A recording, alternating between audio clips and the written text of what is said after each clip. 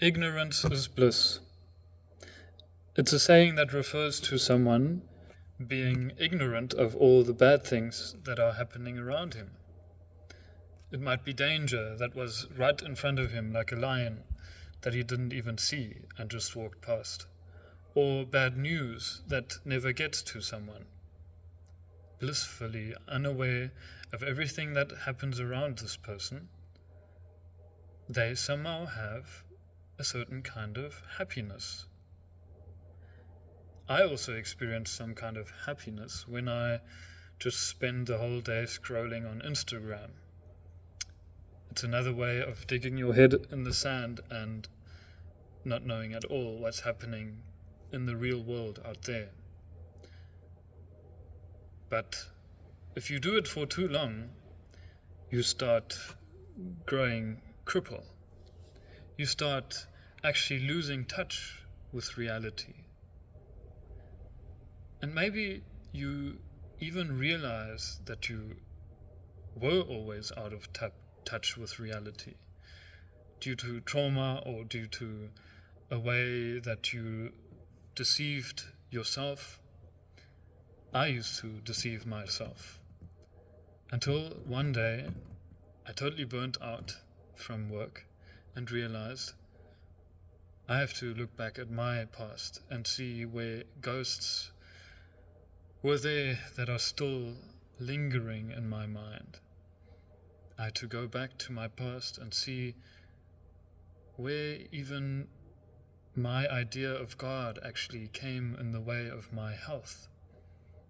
Because sometimes, as people of faith, you can actually call on the voice of God, or kind of think God is telling you something, without having any good foundation for it, or any good evidence that your understanding of God is the only right one.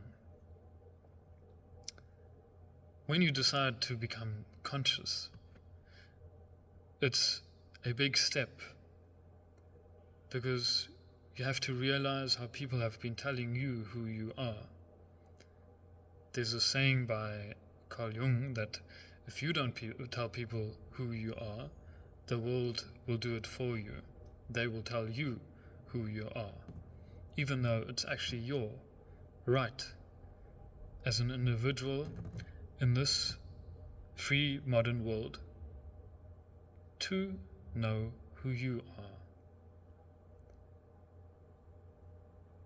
So, there is the opposite of being blissfully unaware, and it is having the burden of consciousness. Being conscious is a heavy burden to bear, because when you really look at what people are doing wrong and the corruption that takes place, one kid bullying another, one person deceiving a whole community, one person abusing another.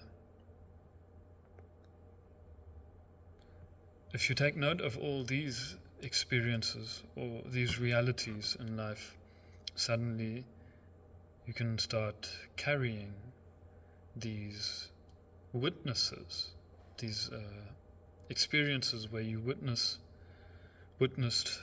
truly what evil is happening in the world.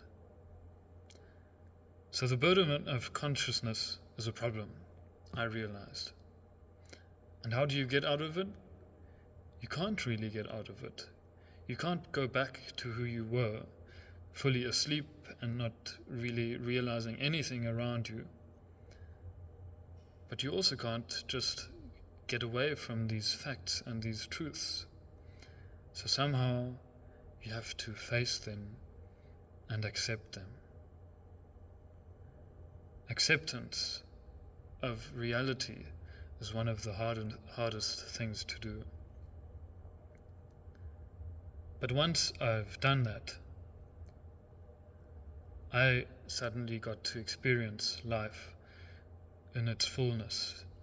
That also means being sad, because you are truly sad in a deep and awful sense. But at the same time, it means being happy because you are truly happy, and not happy because you're supposed to be, or sad because you're supposed to be.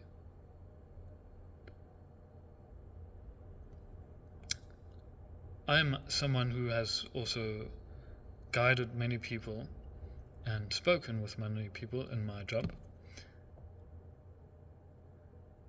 The one thing I know that often happens is that people like lying to themselves, because lies or really good stories about themselves allows them to avoid certain truths, because certain truths can hurt a lot. And I've accepted that as well, that you can't actually force anyone to see reality in a certain way. They have to figure it out themselves. But at least with our speech, I think there is a possibility of liberating people and even liberating ourselves. When we speak in a certain manner, use certain words like being conscious, being wise, being sad or lonely. When we learn to express ourselves, then suddenly we can teach other people and let other people hear really substantial words and living words. In the way we speak, we can have substance.